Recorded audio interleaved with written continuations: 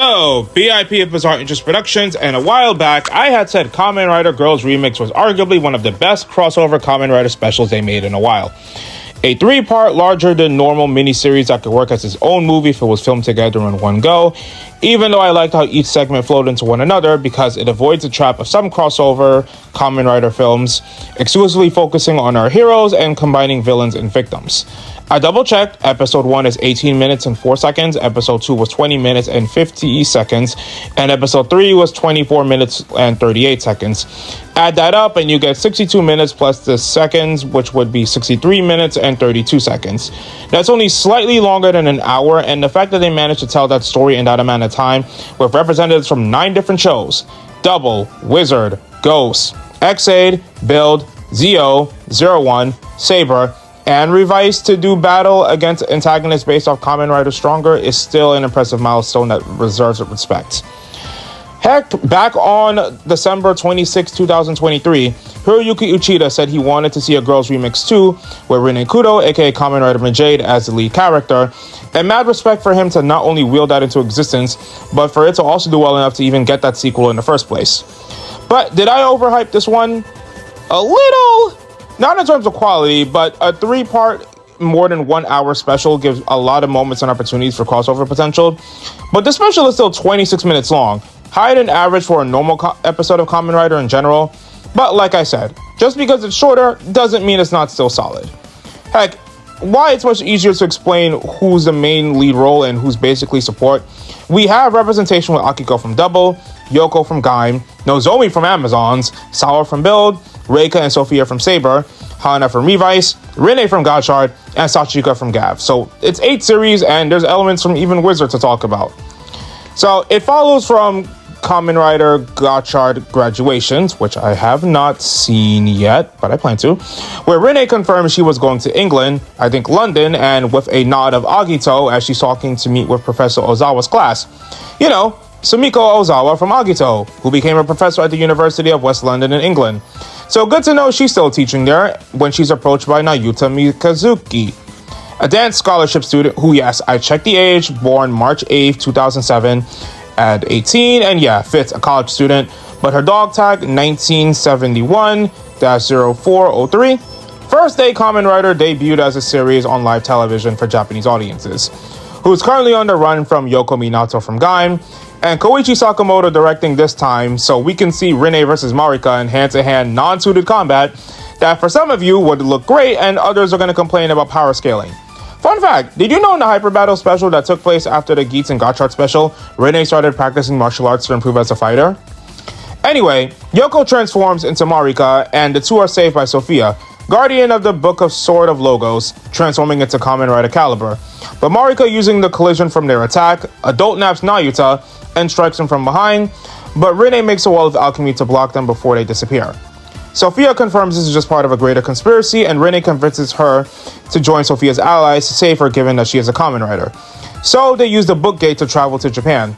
After the opening credits, they arrive at Girls Remix Secret Base, Hana's detective agency, meeting Bluebird's Hana Natsuki and Akiko from Double, that latter bringing them back the Girls Remix team by barging into Hana's office. Classic Akiko. Letting them know about a rise in kidnapped women, but with Akiko's client confirming a metal door was destroyed, Rinne's convinced alchemy may have a hand in it, wanting to help out even more. Sophia offers Rinne to go to the crime scene with Reika, and the two bond over their relatives, Ryoga training her and to use her smoke sword at a young age, and Rinne with her father Fuga, which I'm sure didn't lead to any outrage or complaining when Yoko Minato attacks them, repeating lines about serving the future king, but Kaito's not in this special, so something's off.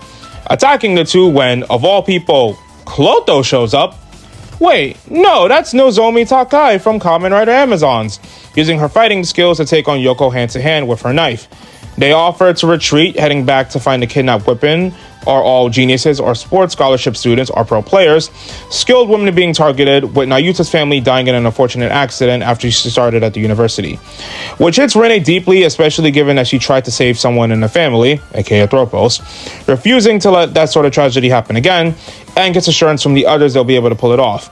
Because Kamen Riders should help each other out, right? And yes, I know people used to meme about that, but the truth is they do help each other out eventually. Even Nozomi decides to do this for free with Akiko cheering on, Rinne wondering, yeah, you might be the person Clotho was modeled after, which, yeah, obviously we'll talk about later. Sawa calls, sending the location to them, and with Hana staying back and Akiko's battle cry with leading only Rinne to respond to, she and Sawa meet, and a joke later, they had to meet crowd soldiers, with Sawa using Gentoku's crocodile full bottle to help her fight with everyone else fighting too. Sawa noticing the soldiers are also cyborgs, and sandal slapping later, the writers and non-writers split up to transform and find the missing girls. But when they do, Sumio, the client, reveals she's a part of Cloud, the group trying to create the ultimate modified human, with Rinne and Sabala as the real targets, with Yoko showing up to fight them both and defeat them. Nozomi and the others step in to help, but Hana arrives to save them all, confirming Marika died a long time ago, and yeah, Sumino admits that Yoko's another modified human she created from her DNA, barring a Genesis driver she most likely stole. And for our trio main of writers, it's morphing time as they all take on Marika together, with Yoko doing what some fans admitted they wanted to do to Hotaro and other teenagers and ending their existence. And I would like to make a joke about telling a college student to go home and do their homework while also trying to off them, but Rinne uses Mercurian in the Gotchard tornado arrow, resulting in an arrow sword battle, and Akiko gets the girls to escape, but Nayuta stays to watch, amazed. Majade confirms she can't sense any malice, wondering why Yoko of all people is helping criminals, with Marika claiming to want a king of a new world who will tear down the ruling class and remaking it.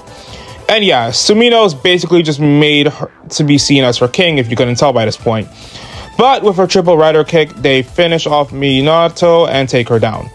Sumino pulls up with a belt driver, now looking suspiciously like a Zet's driver, one if that was intentionally planned based on all her research, a super energy converter for modified humans, attempting to use the belt to transform into something filled of evil power, but can't control it, forcing Yoko to take it off, and the belt disappearing with a portal the viewers of anyone from Wizards should be familiar with. So yeah, Rinne asks Yoko why she saved Sumino, and yeah, the king's idea is a line she repeats before she turns to dust. Sumino gets arrested by Bluebird and looks all too happy about that, but case closed for now, right? Then Nayuta shows up, wanting to join Girls Remix, inspired by them. And though Hana hesitates, Akiko decides to take her in as a Girl Remix trainee, and Hana relents, with Rinne grateful since now they're both newcomers. Then Sachika shows up with meals from Kishin Ichinose, onigiri from Sophia, so they celebrate, we get credits, and that strange rider-like figure at the end Sumino was likely going to transform into. But before we get into the review, here's some references you probably miss. Akiko brings up that her office is too crowded with a new assistant, which is a nod to Tokame from Futo PI. We get why Sakura is not here since actress constraints, and Akiko teasing Hana being lonely with Sakura now at college. When Rinne talks about Athropos, Nozomi remembers her time about the Nozoma Peston service with her friends and Mamoru's passing, still keeping the coin necklace. Sawa using the crocodile without a suit is possible, as we saw with Ryuga. You can still fight with them who can help augment your stats if they're purified.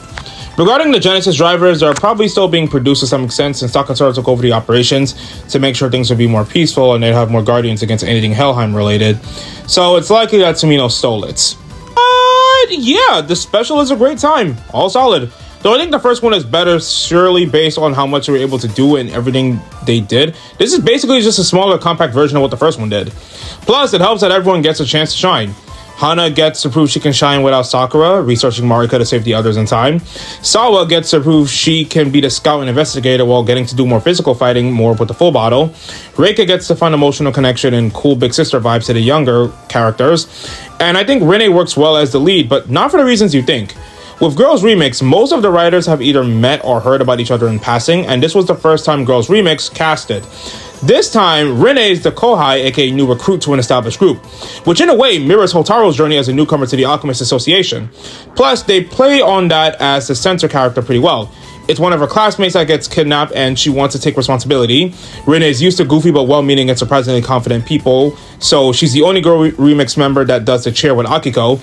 She gets a familiar bond with Reika, the brunt of not getting sour recurring joke, trying to understand Marika's actions even her final moments. Heck, she uses a card I've been saying she should have been using a while ago, Mercurian.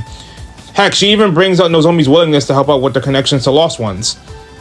And this isn't a nitpick, but while I do like the fact they made an original character for a hero for a change, I don't necessarily trust Nayuta just yet as a hero because she could be a spy, but that date has to be intentional, so they're probably planning her to be a girl-like take on Legend, a character that can show up in any season and help out, or in any special, but we'll save that for a future installment when they explore her character more.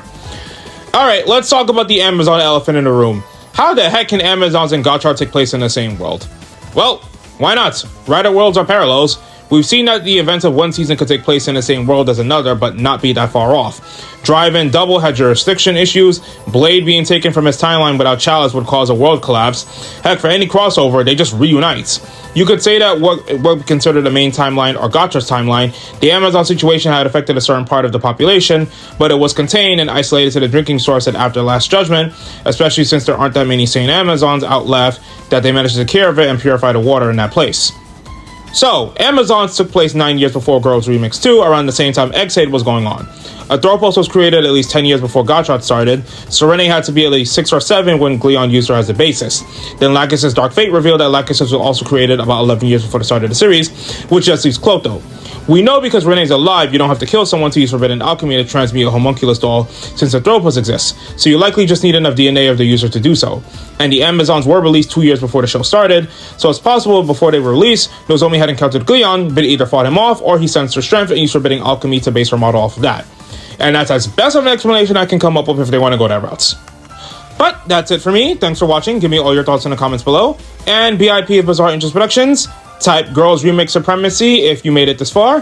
Thanks for watching, and signing off.